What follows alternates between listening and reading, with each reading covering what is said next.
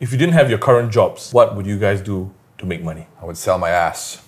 Okay, Joseph. Hey, me too. I'd be a stripper.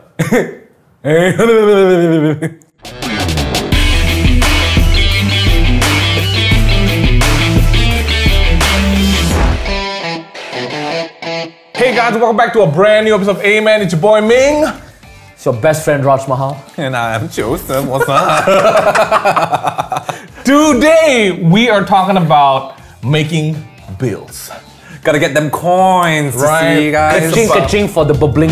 Oh my goodness. Ooh, that, Yeah, I like yeah. that one. I like your gold chain for this episode. Ooh. You know, because want to know a fun fact about my gold chain? I bought this gold chain You said no. after saving up from my first part-time job, which is we said- coincidentally what we're talking about today. Part-time jobs. You obviously weren't a good listener because we didn't want We to. didn't want to know. Yeah.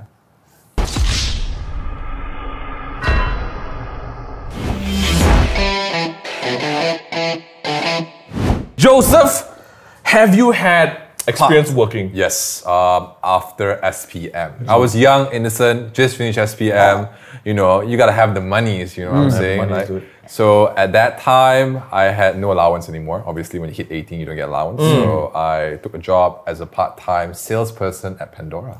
Pandora, as in like the jewelry. Yeah, at that time, it was like the shiznit. That It time. was, dude. Wow. Pandora is hard. All the charms and the bracelets. Yeah, Crazy, dude. And how much do you make? I think it was around $9 or $10. That's so much money, Plus, dude. we get commission as well at that time. What was like the commission? Like, how much is like a, I don't know. So what like is your- you get like really rich people coming in buying the whole set for 5,000 to 6,000. You get like 7 to 10%, man. I was a waiter at Pasta Zanmai Wanutama. I did for maybe like the whole holiday period. So Okay. like 2 months? 2-3 months. Yeah, 2-3 months. So yeah, one of my first few part-time jobs was actually becoming like a store cleaner in the Puma office. So I used to rearrange all the shoes in the Yeah. store and clean up the place, and they used to pay me in shoes. That was one of the many jobs I had. I worked in a cafe. I worked in My Burger Lab as well. Oh. Shout out. It was fun. It was good. I feel like working in the service industry is something everybody should do because it teaches you how to treat Be a people better person. Be a better I think person. so too. So Joseph, you mentioned Yes. that you worked at a Pandora. like a jewelry store. sort of. Yes. What made you decide to go there? I think the first thing was because a bunch of my friends was doing it as well. And I thought, oh, we can like, you know, Where- hang where out was this together. one? This was at Empire Subang. I wanted to get a part-time job for a few reasons. Number one, I wanted to earn some pocket money. And number two, I wanted to start experiencing the world a bit. I think the first ever job that I actually had to apply for, go through the whole interview process and whatnot, was at My Burger Lab. For me, it was after school. So you know you have like 2 months of holidays, Yeah. right? So I went to Wanutama, it's my favorite mall, and I walked around and I saw, oh, this is a new shop. Let's apply. It was the best experience, but it was definitely valuable because, like you said, the service industry, right? When you deal with people, Yeah, you learn a yeah, lot, man. you learn I a feel like lot, that makes you a better person. One of the more memorable ones was when I was working in a cafe. So this customer came, well-dressed. I think she must have been some food blogger or something lah. Yeah. Alright? So like, typical lah, hi ma'am, welcome. You know, here's some menu. So I explained to her Yeah. the menu, the dishes. Yeah, And then she ordered her meal. yeah. So I walked out. Chef prepared the meal, served it to her table. Suddenly she calls me. Quite rudely, like, you know, the hand gesture, the body language is like very rude, like. Yeah. Anyways, I walked out. I was like, yes, ma'am, how can I help you? She's like, this meal. What leaf is this? Oh. She asked me, what leaf is this? What leaf is this? So I said, ma'am, which leaf? It's a salad, you know? Then I said, ma'am, I believe that's the mango leaf because it's a mango salad. Yes. Yeah. She's like, where did you all buy it from? And I'm thinking in my mind, this right? Ooh, you went there? Why do you need to interrogate me Yeah. over a damn mango salad? Yeah. Okay? I looked at the leaf, nothing wrong with it. Yeah. No holes, no worms, nice, healthy green plum color. Then I said, I'm not so sure, ma'am. Is there a problem with the food? Nice. And she's like, no, I just want to know where you all bought the leaves from. Then I said, well, let me talk to my manager. Went to my manager, I said, Karen. boss, sorry, this is outside, you know. Like she wants to know where the mango leaf is from, what fertilizer you'll use. So maybe you can go and talk to her lah. My manager said, okay, cool, yeah. Went and talked to her. He came back also, was like, you know, this buddy is asking me, like, you know, he's asking me, you know, what temperature did you plant the seed into the soil? There was one incident that was still pretty freaky until today to me. This lady, I think in her 30s or 40s, came to me, like she was wearing this really weird dress. She wanted to shake my hand. I said, oh, okay, maybe she's being friendly, I don't know. So when she was about to shake my hand, she did this. You know how when... Hey, Joseph? I didn't know what was there at that time. Oh my gosh, Joseph! That's actually an invitation to have sex. For everyone who's not there, everyone who doesn't see, this is what Joseph doing says. here like that. Alright, let's put that back in. She did this to me, and at first I thought she was being nice, so I did the same thing to her. Joseph! I did the same thing to her. 17, you're still a minor, bro. She kept staring at me the entire time, like smiling, and then she just walked away after that. She didn't even like inquire what sort of jewelry that she wanted to buy. And the next day, she came back again. Hey, can I have your number? Can we go out? That's when I knew like, shit, something's going on. I don't know what's going on. Never play this kind of thing. Yeah, don't play my kukucha when I'm 17, right, guys? Come on. I was a waiter for Pasar Samai, and then I worked at a restaurant called Whoop Whoop in Subang. So these two ladies came in and they said they want a table for 3, and I said, okay, I'll give you a table for 3. I sat them down, gave them the menus, and then they ordered, right? And I asked, would you like to leave one menu for your friend? Then they said, oh no, we'll order for her. I said, that's perfect. So they ordered that, I brought it out, right? And then the other friend came after a while. And so when the food was ready, I brought all 3 bowls at the same time and I presented it to them, and they started to dig in. So I went to the corner and just stood there, just refilling green tea. Then the lady who just came put up her hand. And I was like, oh, must want something else. So I walked over. Hi miss, is everything alright? Is your food okay? She sucked on her lip. Right? Hey! Okay. I didn't order this. She said that to me. So I looked at her. I was like, your friend ordered it for you. Yeah. No, this is not what I want. Can you please bring your manager here? So when they ask that, right, you cannot defend yourself, right? So I was like, all right, miss, let me sort you out. So I brought my manager over, and my manager was like, oh, is there anything I can help you with? I'm so sorry, what's the problem? This is not what I ordered.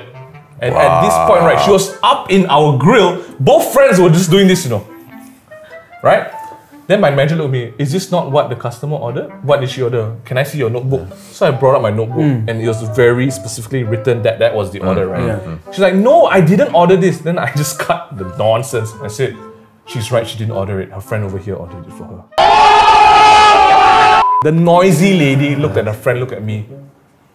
Okay, I'll just take it. I was like, enjoy your meal. And I walked to the back. Why do you think there are people like this? I love that question. I think that maybe because we are customers. You think they have every right to like treat you whatever they want to, just because they're paying. Correct, just because you're paying for something, right? Someone close to me said this, and I feel like it's so true. The perfect judge of character is to see how a person treats people of help, of service to that person. Boys, I have to ask, just because we're on this topic, what did you do with all that money you earned from your part-time job? I spent it all on, phones at that time. So expensive, But I have a really funny story I want to tell. It's about my brother, by the way. So he used to work in Wanutama. You know the magic shop right in front of FOS? So he was part-timing there for like $3 an hour. Exactly. So like after a month of working there, he earns like roughly around $500 or $600. He spends it on like a floating table. And that shit costs like $600-700. So he had to fork out another $100 on his own. Edric! The magician! I had to share it. So basically he worked a full month for a table. $600, and like it didn't last. It spoiled after 2 weeks of using it. So he was showing off it was floating, the table was floating around for 2 weeks and then it was gone after that. I bought a compound bow with the part-time money I bought. Like a Robin Hood bow. Did you end up doing archery? For a bit, yeah. Dude, people were pulling like 20-25 pounds of strength. So that's how you measure like how much drawstring, right? I was pulling a full 60 pounds. And with compound bows, right, it doubles. I was pulling 120 pounds of like weight, right? I shot an arrow, it went through the freaking board. Uncle said, boy, don't play anymore. Safe to say, I didn't pursue the archery life anymore. What about you, Raj? At that age, I wanted to be a rapper. So I think with my first 1.5 month salary, I bought a gold watch. And it wasn't even like gold plated, it was just gold and chunky. And the watch face was like 48mm, I think, so it was pretty big. And then I just walked around flaunting it. Like this? Like, I don't know. People never ask me the time, I'll be like, yeah, let me just tell you the time. And I go. Would you rather have a high-paying part-time job with a shitty working environment, or would you prefer a low-paying job but you absolutely love what you're doing? I guess depending on context, if you have the intentions of starting your own business and you need capital, obviously you will opt to like the high-paying job with a shitty work environment. Yeah, I would go for a shitty working environment because I mean the pay is good, that's one thing. But I want to scold people. I want to scold the customers. Given the choice, I'll go get a part-time job and I'll teach people. I think people deserve a lesson. So sweet of you. Yeah. So example, you know, give the menu to the client, not client. What is it? Customer. Customer, right? Miss, here's our menu. Yeah. Please take a look. I would like to recommend mango salad. Mango salad. Mango salad, yes. Right? No, triggered already. Not mango salad. Papaya salad. Okay. Papaya salad. It's like, where's the papaya from? What kind of papaya is it? So it's just me. Miss There's only one kind of papaya. Inside orange, outside yellow, depending on the lighting. Shut up and eat it. Like, come on, like, you know, people have lives. Yes, they do. People have lives. But bro, this is a bit like, it doesn't extreme, hurt. bro. No, it doesn't hurt to be good. Yeah. And I think, honestly, because life is difficult, life is suffering, right? Yeah. Sometimes people forget. Sometimes they're clouded by the shadows in their life. You know? Sometimes so we are deep. dragged down and we forget. We forget To be that nice people. to be nice. Yeah. Because everybody has feelings, has emotions. They do. Yeah. So I just want to remind people nicely. That's too harsh. Bro. Okay. It's like, excuse me. I was serving this family in Pasar Zaman, right? And it was a night. I remember it was Saturday night, alright? So this family came in, and then I think the daughters were about my age, and they were like, you know, they were very nice, and they knew that I was a part-time worker there. So at the end of the dinner, they ordered an extra dessert, right? So the girls said, oh, I wanted one ice cream and everything. They ordered 3 ice creams, and they said, you can take one to the back and eat. I was like, oh my gosh, it's so sweet, right? And after dinner, then uncle was like, boy, I'm going to give you a tip.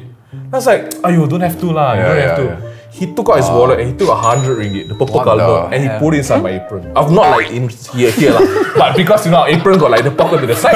So here's 100 ringgit. Please, 100 ringgit. Uncle, please. Call me Papa. Call me Papa first. Call me Daddy first. He put the note just kind of like just outside. Then the uncle said, you don't put it inside the tip box, because you know the tip box is shared among all, right? He said, this is for you. Wow, when they stood up, right, I just hugged the uncle, man. Hey, but you know, coming from you guys, right, I think I should get into like being a waiter as a part-timer. Like, just one time, man. Hey guys, should we do it one day? Ayy-Men, the boys, we just go and Like a pop-up store. Yeah, 24 hours. why not, man? Yeah, let's do it. Let's do it. If you guys want to see Any that, F- let us know in the comment section below. Any F&B, come on, man. Anybody. Sort us out, we'll do it, guys. I want to try it. I'm need to working do it. with you guys as well. Oh my gosh, it's gonna get Because crazy. I've never experienced it, and like coming from you guys, that's bad. Obviously, like very, very bad. Then there's just beautiful Yeah, moments. man. I want to experience all that. Oh, let's get it. Let's get it.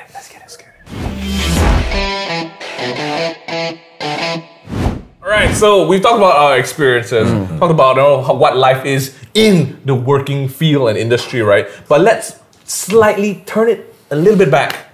How do you nail that interview?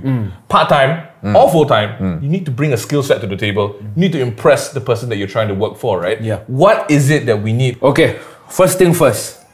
Show initiative. Show the person interviewing you that you're willing to work hard and learn. And I think that already puts you ahead of the pack.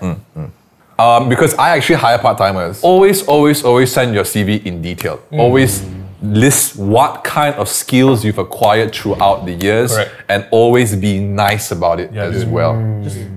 For me, I've talked about this on the podcast before. I don't care about your skill set. It's great, right? It's about the heart, man. If you are unwilling to learn, if you're not flexible, if you don't take initiative, Just don't come. So, I guess this is the end of the episode. I think it is. We want to wish all of you good luck if you're applying for part-time jobs. If you're already having part-time jobs, if you're in college, you're waiting to start university, good job. Congratulations for taking the initiative and putting in some effort. Tell us about your part-time experiences. Make sure you comment and hashtag Ayy-Men asking for a friend. Hope you guys enjoyed this week's episode. We'll see you in the next one. Until then, this has been Ayy-Men. See ya!